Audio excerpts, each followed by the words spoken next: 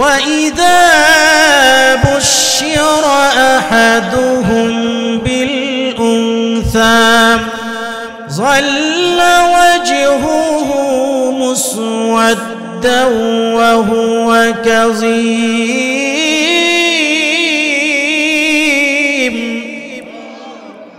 আল্লাহ পাক রব্বুল আলামিন বলেন, যখন তাদেরকে কন্যা সন্তানের সুসংবাদ দেওয়া হতো তখন তাদের চেহারাটা ক্রোধে বিবর্ণ হয়ে যেত। কন্যা সন্তান যখন জন্ম লাভ করত, কন্যা সন্তান জন্ম লাভ করলে তারা নিজেদের চোখে এটাকে ভালো মনে করত না। সামাজিকভাবে কন্যা সন্তানের কোনো দাম ছিল না, সামাজিকভাবে কন্যা সন্তানের কোনো মূল্য ছিল না। আল্লাহর পয়গম্বর বিশ্বনবী মহানবী এমন গুণে ধরা সমাজের ভিতরে নবীজি ঘোষণা করে দিলেন।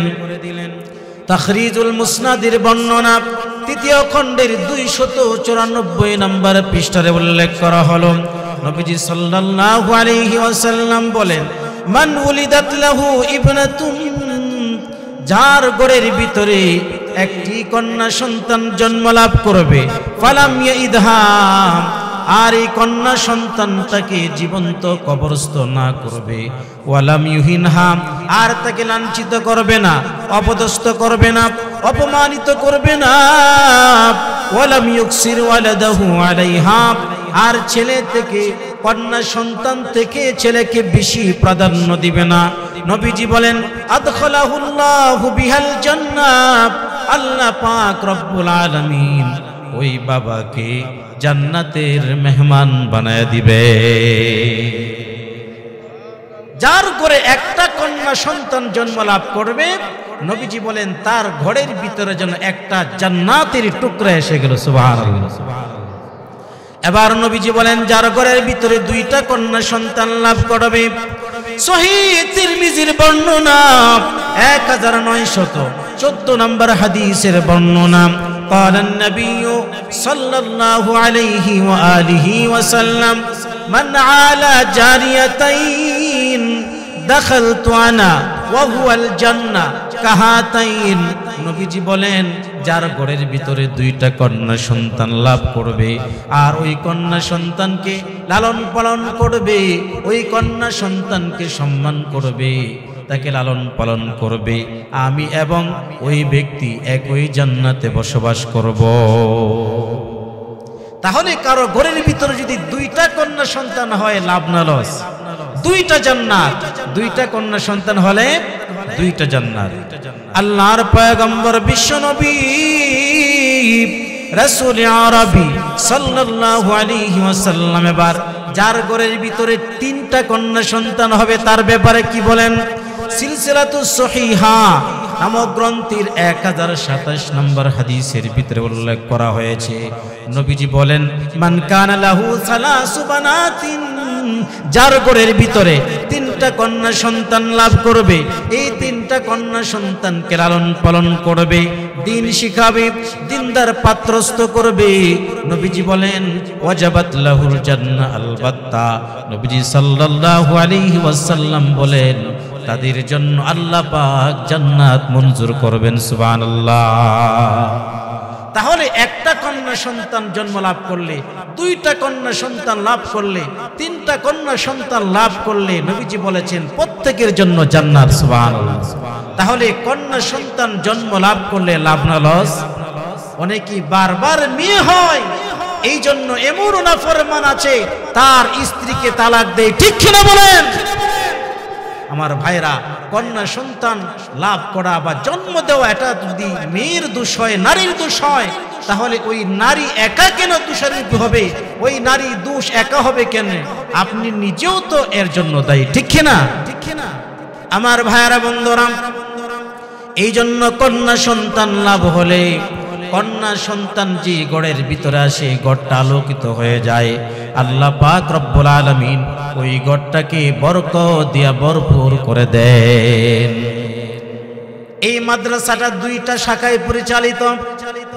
একটা হলো পুরুষ শাখা আর একটা হলো মহিলা শাখা।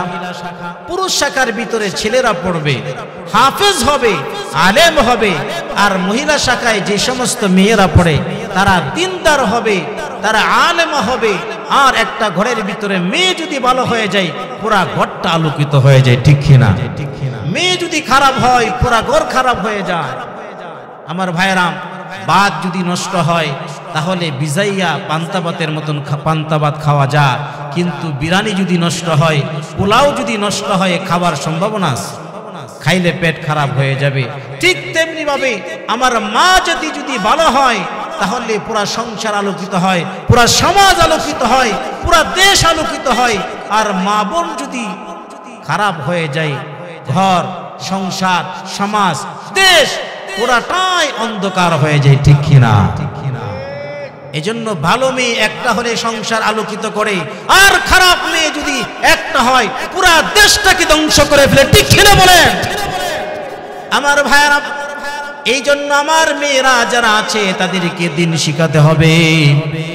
জামিয়া মারকাজুত তাকওয়া নুরুল উলুম মাদ্রাসায় নারীদেরকে দিন শিখায়, স্বামীর সাথে কিভাবে আচরণ করতে হবে ব্যবহার শিখায়, মা বাবার সাথে কেমন আচরণ করতে হবে শিখায়, সংসারে যাওয়ার পরে একটা মেয়ে কিভাবে সাংসারিক হবে এই জিনিসগুলো মাদ্রাসার ভিতরে প্রশিক্ষণ দেওয়া হয়।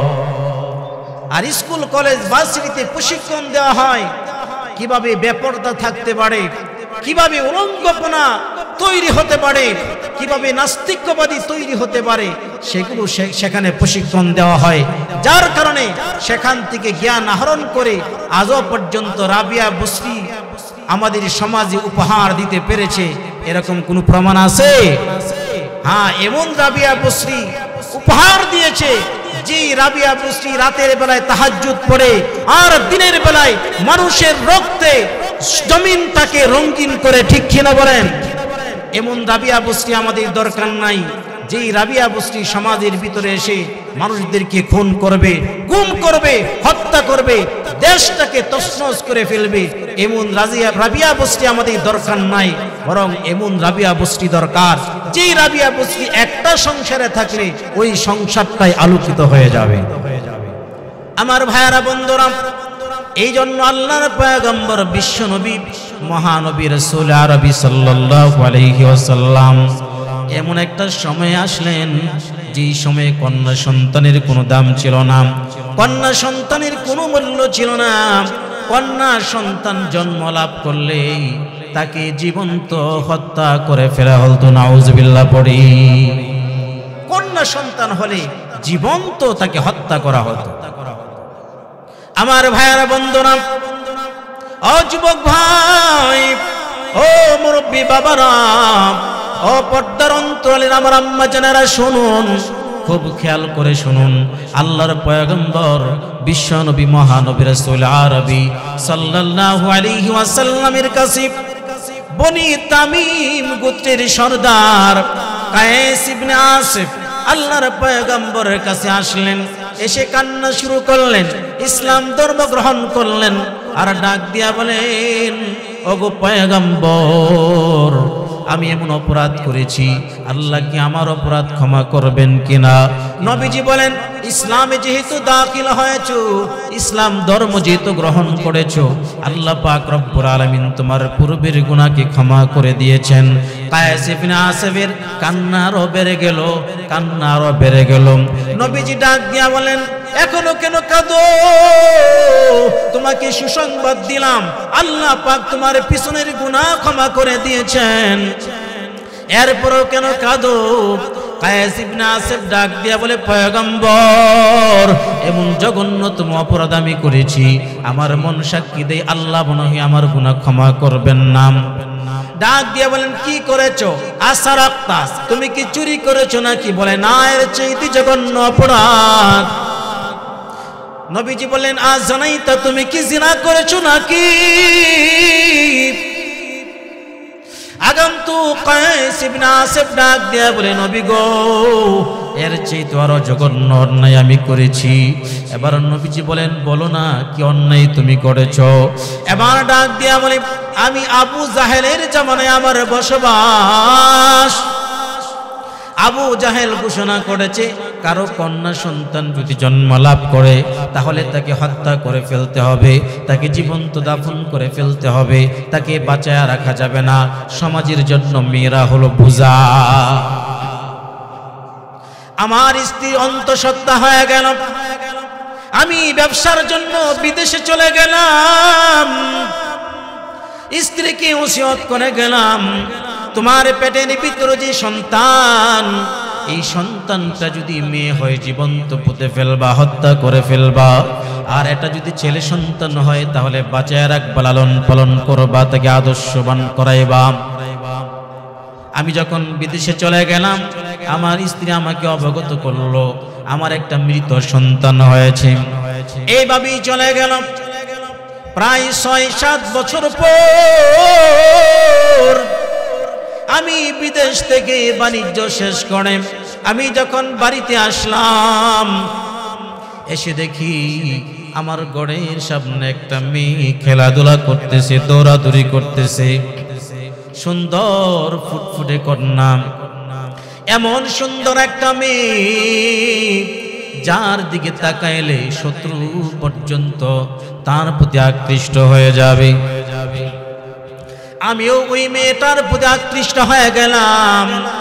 আমার স্ত্রীকে ডাক দিয়া বললাম, স্ত্রী, এই যে একটা সন্তান দেখা যায়, একটা মেয়ে দেখা যায়, দৌড়াদৌড়ি করতেছে, ঘোরাফেরা করতেছে, মেয়েটা কার?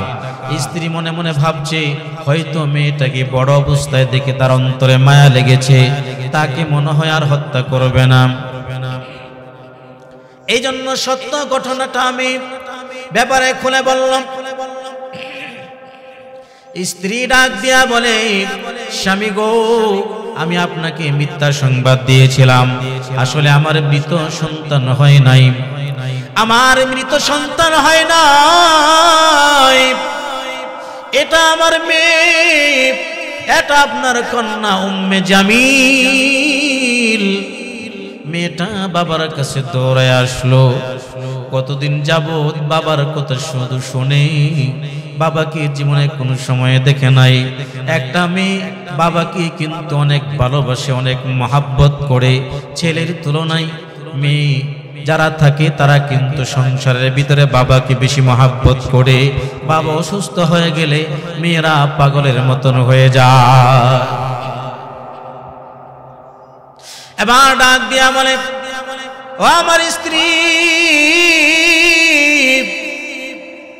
উম্মে জামিলকে সাজায়া দাও, তাকে ঘুচায়া দাও, তাকে তার নানির বাড়িতে বেড়াতে নিয়ে যাব। মেয়েটাকে সাজায়া দেয়। মেয়েটাও বড় আনন্দিত, উৎফুল্লিত। বাবার সাথে আমি কতদিন হয়ে গেল বাবার সাথে কোথাও যাই না, বাবার সাথে বেড়াতে যাই না, আজকে বাবা আমাকে বেড়াতে নিয়ে যাবে। মেয়েটা আনন্দের সাথে, খুশির সাথে বাবার সাথে যায়। কায়েস ইবনে আসফ বলেন, নবী গো, আমি আমার চাদরের নিচে করে একটা কোদাল নিয়ে নিলাম, মেয়েটাকে নিয়ে আস্তে আস্তে যেতে শুরু করলাম। কতক্ষণ যাওয়ার পর আমি যখন একটা রাস্তা অবলম্বন করলাম, আমার মেয়ে ডাক দিয়ে বলে, বাবা, এটা কোন পথে যাও গো? বাবা, এটা তো আমার নানির বাড়ির রাস্তা না, আমার নানুর বাড়ির রাস্তা তো অন্যদিকে। আমি মেয়েটাকে একটা চপা ডাকাত করে ফেললাম। মেয়েটা চুপ হয়ে গেল। সামনের দিকে আগানোর পরে তীব্র রোদ, রোদের কারণে আমার শরীর থেকেও ঘাম পড়ছিল। মেয়েটা পিপাসার্ত হয়ে গেল। ডাক দিয়া বলে, বাবা, আমার পানির পিপাসা আছে, একটু পানি পান করতে হবে, একটু পানির ব্যবস্থা করো। আমি বললাম, আমি মনে মনে চিন্তা করলাম, ভালো একটা সুযোগ পাইলাম। আমার চাদরের নিচ থেকে কোদালটা বের করে মাটি খনন করা শুরু করলাম, কারণ কতক্ষণ মাটি খনন করলেই তখন পানি বেশি আসে। মাটি যখন খনন করতেছিলাম, আমার গাল বেবে পসরিনা ঘামগুলো জড়তেছে, আর আমার মেয়ে গর্তের কিনারায় বসে বসে তার আঁচল দ্বারাতে আমার ঘাম মুছে দেয়। ডাক দিয়া বলে, বাবা গো,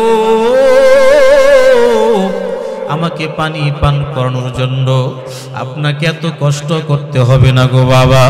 ও বাবা, আমার পানির কোনো প্রয়োজন নাই গো বাবা, আপনার কষ্ট দেখে আমার সহ্য হয় না।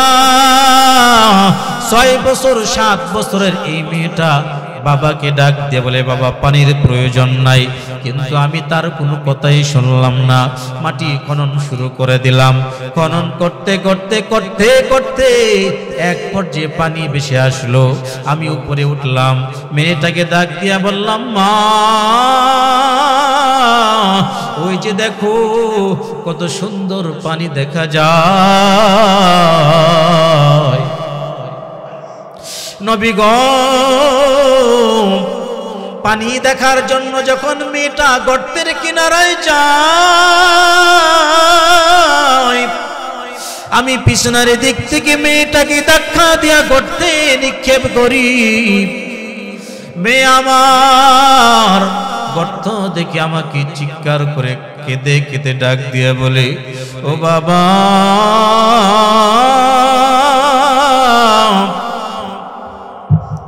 আমি প্রতিদিন জিজ্ঞেস করতাম আমার বাবা কবে আসবে, আমার বাবাকে দেখতে আমার মন চায়। ও বাবা, বুঝতে পেরেছি তুমি আমাকে আর বাঁচা রাখবা না, তুমি আমাকে মেরে ফেলবা।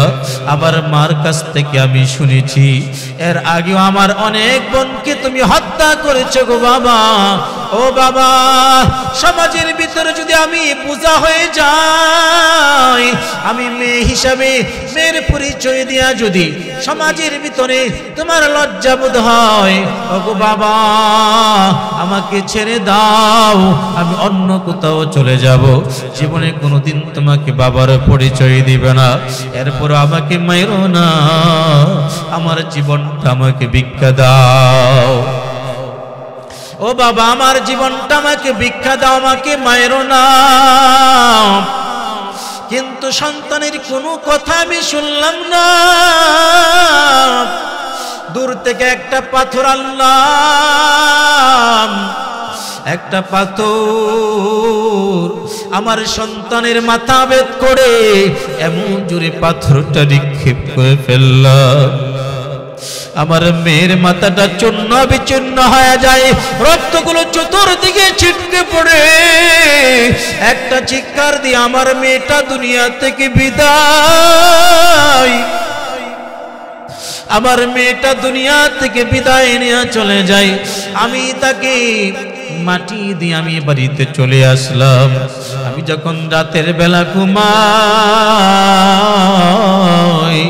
প্রতিদিন স্বপ্নে যুগে আবার মেয়েটা আমাকে বলে, বাবা গো, ও বাবা, কি অপরাধ ছিল আমার, তুমি আমাকে কেন হত্যা করলা গো বাবা? কিয়ামতের ময়দানে রাহমাতুল লিল আলামিনের আদালত যখন কায়েম হয়ে যাবে, ও বাবা তোমার বিরুদ্ধে কিন্তু আমি আদালতের কাঠগড়ায় দাঁড়িয়ে যাব গো বাবা। আল্লাহ পাক রব্বুল আলামিন কিয়ামতের ময়দানে জিজ্ঞেস করবেন, বিআইয়ি যামবিন কুতিলাত, এই সমস্ত কন্যা সন্তানদেরকে কেন হত্যা করা হলো? কিয়ামতের ময়দানে আল্লাহ পাক জিজ্ঞেস করবেন, ওগো নবী 40টা দিন হয়ে গেল মেয়েটা আমাকে স্বপ্ন যুগে এই কথা বলে। রাহমাতুল লিল আলামিন কাঁদে। কায়েস ইবনে আসিব কান্না করতেছে। নবী ডাক দিয়া বলেন, ওরে যুবক,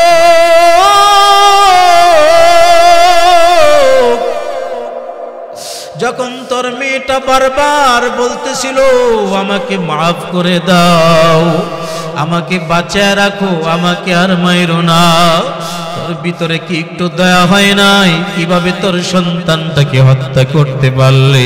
কিভাবে সন্তানের মাথায় পাথর নিক্ষেপ করলে? নবীজি কাঁদে, চোখের অশ্রু বের হয়ে নবীজির বুক ভিজে যায়। কায়েস ইবনে আসিবের তার চোখের পানি বের হয়ে বুকটা ভিজে যায়। নবীকে ডাক দিয়া বলে, নবী গো, আবু জাহেল নির্দেশ ছিল, আবু জাহেল আমার কলারে ধরে বলে, তোর কন্যা সন্তানটা কিন্তু বারান্ত, কেন সন্তানটাকে হত্যা করিস না, আমার পক্ষ থেকে গোয়েন্দারা আসবে, তোর কন্যা সন্তানকে হত্যা করে ফেলবে। এই জন্য আবু জাহেলের ভয়, এই জন্য আমি তাকে হত্যা করে ফেলেছি। নবীজি ডাক দেয়া বলে, এত জঘন্যতম অপরাধ তুমি করেছো, এরপরও সুসংবাদ শুনে নাও। এত অন্যায় করার পরেও আল্লাহ পাক ঘোষণা করলেন, লা তাকনাতু মির রাহমাতিল্লাহ। আল্লাহ বলছেন, তোমরা যত অপরাধ করো না কেন, আমার রহমত থেকে তোমরা বঞ্চিত হয়েও না। এত জঘন্য অপরাধ করার পরেও ইসলাম ধর্ম যেহেতু গ্রহণ করেছো, আল্লাহ পাক রব্বুল আলামিন তোমার পিছনের সব গুনাহগুলো ক্ষমা করে দিয়েছেন। আল্লাহু আকবার। এমন একটা সময় ছিল যে সময়ে কন্যা সন্তানের কোনো দাম ছিল না, কন্যা সন্তানের কোনো মূল্য ছিল না।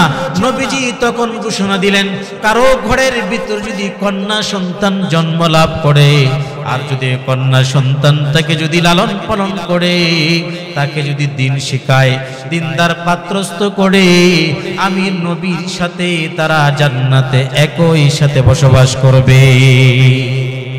এই জন্য কন্যা সন্তান হলে আমরা অসন্তুষ্ট হব না। কন্যা সন্তান লাভ হলে এটা আমাদের জন্য ভাগ্য, দুর্ভাগ্য না। আমার ভাইয়েরা, বন্ধুরা, দয়ার নবী, রহমতের নবী, বিশ্ব নবী, মায়ার নবী যখন দিনের দাওয়াত দেন, কাফের বেঈমানের দলেরা নবীজির দিনের দাওয়াতে বাধা প্রদান করে। আবু জাহেল ডাক দিয়া বলে, সমাজের লোকদেরকে ডাক দিয়া বলে, মুহাম্মদ হলো জাদুকর, মুহাম্মদের কথা তোমরা শুনবা না, মুহাম্মদ যা বলে তোমরা তা শুনবা না, মুহাম্মদ যদি কোনো কথা বলে তোমরা কানে আঙ্গুল দিবা, সাবধান, মুহাম্মদকে চোখেও দেখবা না, কারণ মুহাম্মদ যদি তার চেহারা যদি তোমরা দেখো তাহলে আকর্ষণ চলে আসবে, কালিমা পড়ে ফেলবে। আবু জাহেল ঘোষণা করলেন, لا تسمعوا لهذا القرآن والغوا فيه لعلكم تغلبون।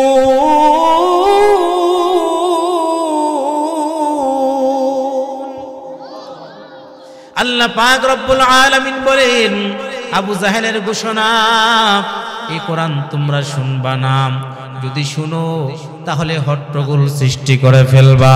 এই জন্যই তো আমরা দেখি অনেক জায়গায় ওয়াজ মাহফিল হয়, কোরআনের তাফসির হয়, আর কোরআন বিদ্বেষীরা কোরআনের তাফসিরে সে বাধা প্রদান করে, ঠিক কিনা?